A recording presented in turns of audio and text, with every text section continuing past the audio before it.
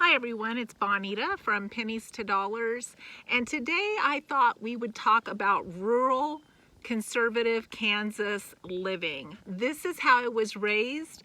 This is where I still live. And so I thought I would share a little bit with you about how things have changed over the years in my era. Now things are going to change for everyone, and I think I'm going to have to put him in the cabin because he is just going to be so affectionate through this whole thing. But as I grew up in the 70s, we had a whole different set of rules back then, didn't we? And as we go through our lives, whether we're 30, 40, 50, 60, things are changing so rapidly for all of us. Things are just not the way they used to be. And even out here, a lot of things have changed. So I thought we would visit about those a little bit today. And the first thing I wanted to talk about was my parents saved everything, and they reused everything if it had any kind of good left in it. So I grew up wearing those old-fashioned pants that was from my mom's era because they fit me. The kind with the narrow legs and the zippers on the side. Do you remember seeing those in the maybe the 40s? That's what I wore a lot, like in the 5th, 6th grade, was the pants that zipped up the side, because they were still good and they fit, and we used everything. Also, teachers back then all wore suits and ties. All of them. Even my government teacher, his wife made his suits, and he had a suit in bright yellow, like a banana. He had one in lime green, and all of the teachers that were women wore dresses. That's just what they did, and it was expected. There wasn't teachers in jeans and t-shirts like there is today. That would have never happened, that you would have seen your teacher dressed like that unless it was at a ball game on the weekend or in the evening when they were off work. We also will see people going places in their pajamas now. We'll see people in PJs, maybe at the grocery store or at the gas station, heck, all over the place. And back then, even when I was raising my kids and I was in my 20s, I remember that I wouldn't even open the door if someone knocked if I was in my robe. If I had, the rules growing up were if you weren't dressed, you didn't answer the door. It didn't matter if you had a robe on. If you had curlers in your hair, you did not answer the door. You just pretended you were not home because you were not going to let someone see you like that. And I saw something on Facebook the other day that made me think about that, because this lady was on one of those sites asking for someone to give her daughter clothes. She said that her daughter had been homeschooled, and now she was getting ready to start junior high, and she didn't own anything but pajamas. That is all she had ever worn her entire life, was pajamas. And it made me think about that back in the day, we wouldn't even open the door if we weren't dressed. Also, growing up, I remember having to play band at the football games. And of course, you weren't allowed to bring in drinks because they wanted you to buy things at the concession stand. And you got really thirsty playing your instrument. So I would go to Dad and I would say, "Can I have some money for a drink at the concession stand?" And he would give me 50 cents. And I think it cost 75 to buy a drink back then. And that's what he would give me every time. So then I would go to my mom and say, "Can I have some money for the concession stand?" And she'd say, "Did you ask your dad?" And I said, "Yes, he gave me this." And she'd be like, "Oh," and she'd give me like $1. So then I could buy a drink at the concession stand. So my dad was really old-fashioned in his thinking. He kind of thought that, 50 cents was enough. In fact, he drove a school bus, and my mom did too part-time. They were farmers. And my job when I got old enough was to clean out his full-length school bus once a week. And it was disgusting. I mean, you're talking chewed gum, dirty Kleenexes, all kinds of things. And for a kid, it was gross for me to clean it out. And my pay every week for cleaning it out was 50 cents. That's how I made extra money. So yes, things have changed quite a bit in my lifetime.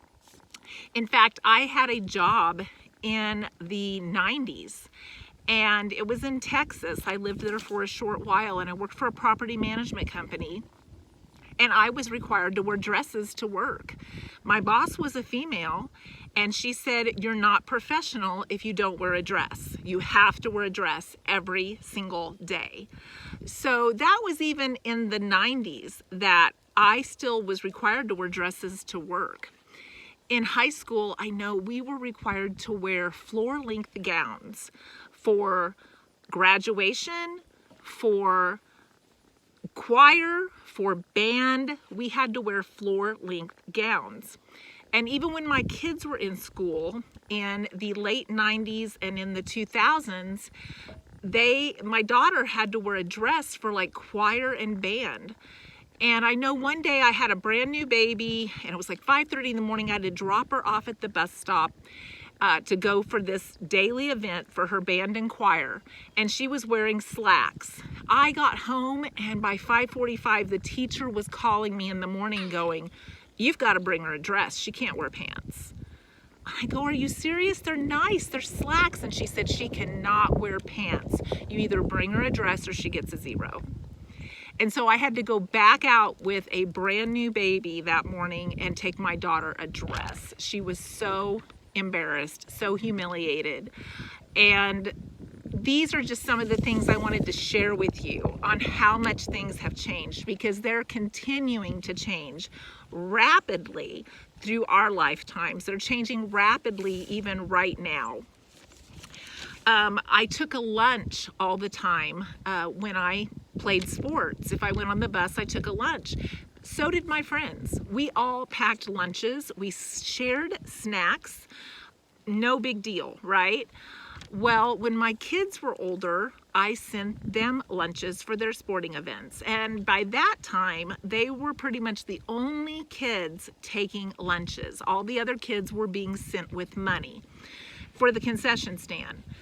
But I didn't have a lot of money, and I had a lot of kids. So I figured sending them food was more important than sending them money. So I sent them food so they had food. My daughter became a volleyball coach here a few years ago.